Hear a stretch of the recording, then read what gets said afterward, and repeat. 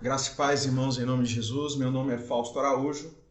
Bem-vindo ao canal Razão da Nossa Fé. Bom, o que eu quero tratar hoje? Eu quero tratar dessa questão salvo, salvo para sempre. Irmãos, eu vou falar aqui o que eu penso a respeito disso, tá? Eu acho que tem muita gente que quando começa a estudar, ou já está estudando já há um tempo, ele deve se aprofundar nas doutrinas cristãs de uma forma mais neutra possível, sem aderir a nenhum pensamento. Tá? Eu sei que isso faz parte para algumas igrejas do plano de salvação, mas ao mesmo tempo eu vejo que tem muita gente que reproduz a ideia ou estuda as escrituras sagradas com uma visão pré-concebida. Você está entendendo? O que eu quero dizer? Que você deve ler mais as escrituras, ler mais a Bíblia. Não estou falando que não tem que ler livro. Eu tenho livros aqui atrás de mim, tenho na minha frente. Enfim, eu sou a favor do estudo, eu defendo veementemente o estudo bíblico em todos os sentidos, mas eu acho que o critério maior é ler a Bíblia. Antes de você ler personagens, pessoas, autores, você deve ler a Bíblia. Esse é o meu principal pensamento. Eu nunca entrei em debate sobre esse tema, não é um tema que francamente me atraia, tá? Para me defender ou criticar, tá? Nesse aspecto, saber, a gente deve saber, tem que saber pelo menos um pouco de cada coisa, enfim. Mas essa questão de salvo, salvo para sempre é uma questão que me deixa desconfortável. Eu vejo muita visão condicionada. Eu vejo muita visão pré-concebida que já vai olhar a Bíblia sabendo o que vai achar. E não realmente o que o texto diz e o contexto diz. Tá? E para isso não ficar nas minhas palavras, eu gostaria de deixar alguns versos aqui para você que está vendo esse vídeo. Salvo, salvo para sempre. Eu não concordo com essa visão calvinista. Tá? Eu não acho que ser salvo é salvo para sempre. Eu acho que isso, irmãos... eu não vou entrar em detalhes aqui, mas eu acho que isso tem causado deturpação no comportamento de algumas pessoas. Deturpação no comportamento de algumas pessoas. Tá? Em alguns critérios no que diz respeito à salvação da alma.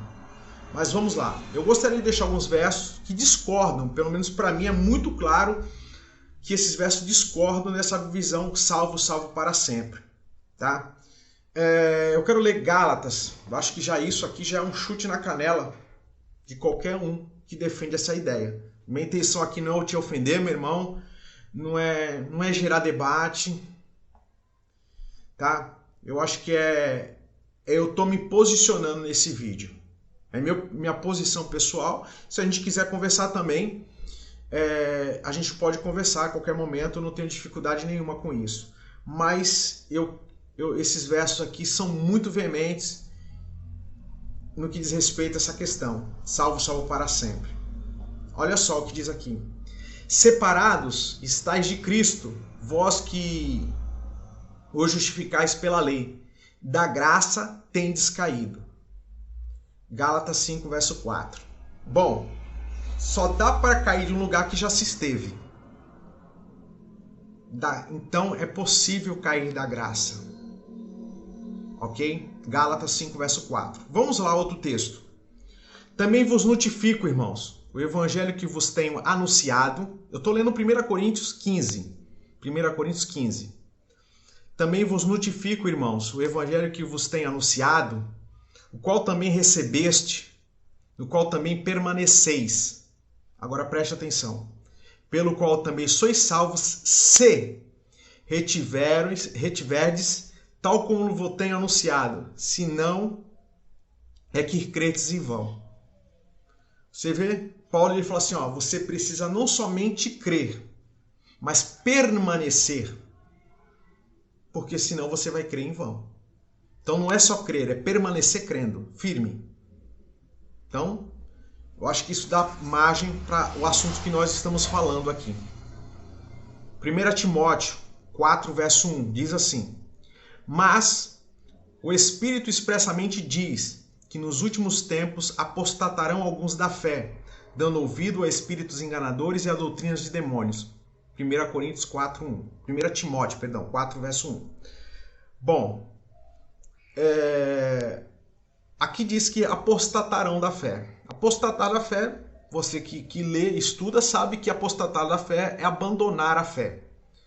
Apostatar da fé.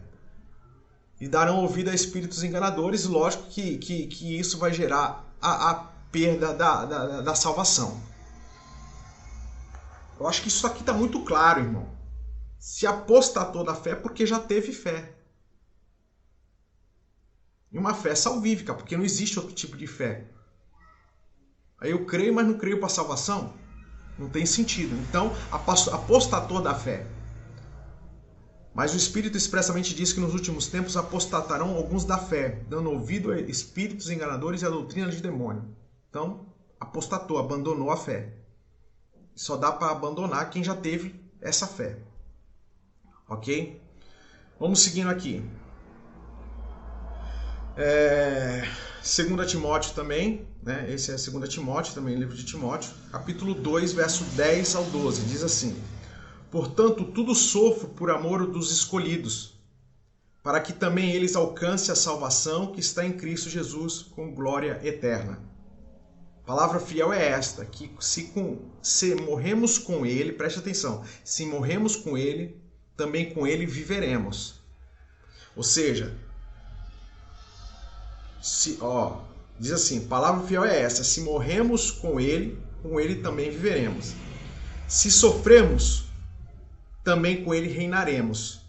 Se o negarmos, ele também nos negará. Então, eu tenho aqui, ele falou assim, eu tenho uma escolha aqui, né?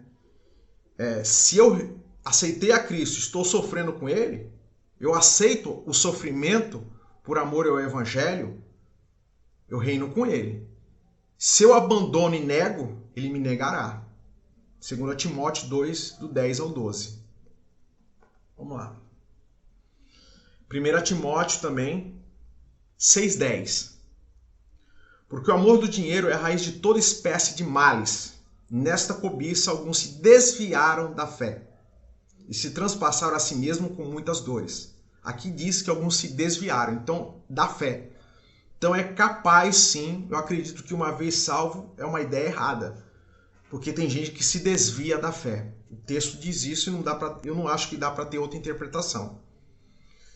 Vamos lá, mais um texto aqui, onde diz assim: e também houve entre o povo falsos profetas, como entre vós haverá também falsos doutores, que introduzirão encobertamente heresias de perdição.